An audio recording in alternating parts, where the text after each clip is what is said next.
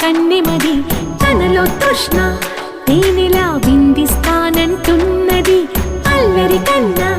దోచుకో కమ్మని ఆశల వెన్నె ఇది అందరికన్నా ముందుగా తన వైపే రమ్మని